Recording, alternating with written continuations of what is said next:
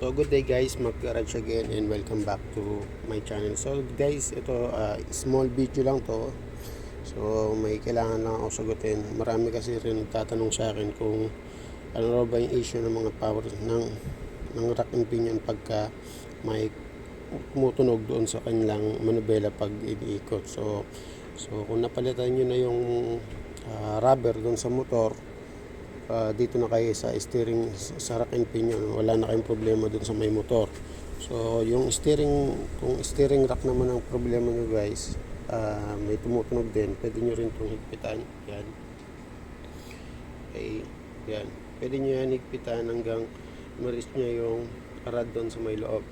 So kung ito naman yung issue nyo, ito katulad nito, kung umaalog, tumutunog pagka nililiko nyo, tanggalin nyo lang to, okay, and then itong cap, and then meron yung tornilyo dito.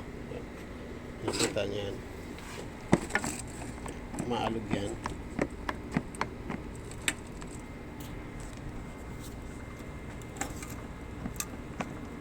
Yan. So ang gagawin nyo, higpitan nyo lang ito guys.